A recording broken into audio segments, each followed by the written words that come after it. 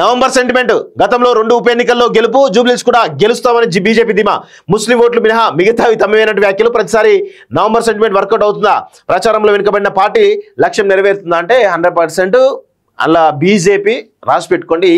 నేను ఒకటే అడుగుతాను, బీజేపీ శ్రేణులను ఒకటే అడుగుతాను, బండి సంజయ్ కానీ అరవింద్ కానీ చాలామంది ఎంపీలు కానీ చాలామంది ఎమ్మెల్యేలు ఎవరైతే ఉన్నారో ఆ ఎమ్మెల్యేలలో కేవీఆర్ ఎక్కడ, పాల్వాయి హరీష్ బాబు ఎక్కడ, లేకపోతే రాకేష్ రెడ్డి ఎక్కడ, మిగతా ఎమ్మెల్యేలు ఉన్నారు కదా, ఎవరు ఎక్కడ పేరు వీళ్ళంతా ఎందుకు ప్రచారంలో పాల్గొనట్లేదు?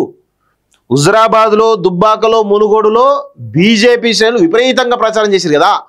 అప్పుడు ఉన్నటువంటి నాయకులందరూ కలిసి ప్రచారం చేసి వన్ సైడ్ చేసి గెలిపించుకున్నారు కదా. సరే మునుగోడు అంటే అది బెల్ట్ కాకుండా కానీ ఒక మంచి పెద్ద ఎత్తున ఓటు బ్యాంక్ అయితే వచ్చింది కదా బీజేపీకి. మరి ప్రస్తుతం ఉన్నటువంటి పరిస్థితుల్లో బీజేపీ ఎందుకు ప్రచారం వెనుకబడతా ఉంది? ఎక్కడ బండి సంజయ్, ఎక్కడ అరవింద్, ఎక్కడ కొండా శివశెట్టి, ఎక్కడ ఈటల రాజేందరు, రఘునందన్ రావు అప్పుడప్పుడు కనబడుతూ ఉన్నాడు, రెగ్యులర్ కనబడతలేడు. ఆయన ఇన్ఛార్జ్ మళ్ళా రఘునందన్ రావు జూబ్లీస్ ఎన్నిక ఇన్ఛార్జ్. ఆయన ఎంతో ఫెరోషియస్గా తిరగాల్సింది, ఏదో నామకే వస్తే వస్తున్నాడు పోతున్నాడు. మిగతా ఎంపీలు డీకేఆర్ ఎక్కడ కనబడడం లేదు. మిగతా బీజేపీ శ్రేణులు ఎక్కడ కూడా ప్రచారంలో లేరు. ఓన్లీ కిషన్ రెడ్డి తన సొంత పార్లమెంట్ కాన్స్టిట్యూన్సీ కాబట్టి తన భుజస్కంధాలపై వేసుకొని నడిపిస్తా ఉన్నాడు. 100% జూబ్లీస్ ఎన్నికల్లో కనుక బీజేపీ పేలవ ప్రదర్శన చేస్తే కనుక 100% కిషన్ రెడ్డి టార్గెట్ అవుతారు అనేది చాలా స్పష్టంగా ఆయన కూడా అర్థమవుతోంది.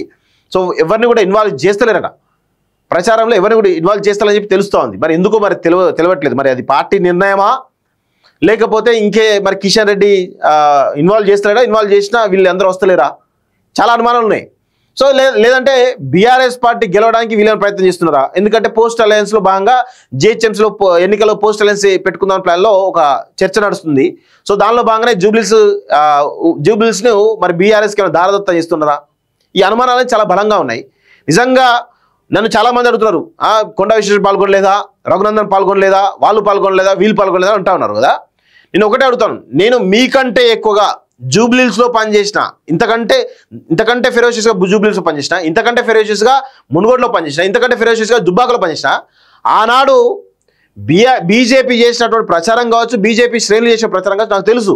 నేను దగ్గరగా చూసిన, బీజేపీ చూసిన, బీఆర్ఎస్ చూసిన. ఆనాడు కాంగ్రెస్ చాలా, ఇప్పుడు బీజేపీ పొజిషన్లో అప్పుడు ఆనాడు కాంగ్రెస్ ఉండే, దుబ్బాకలో అదేవిధంగా ఉండే, కాంగ్రెస్లో హుజరాబాద్లో అదేవిధంగా, మునుగోడులో అదేవిధంగా ఉండే, ఏదో నామకే వస్తే ప్రచారం చేస్తుండే.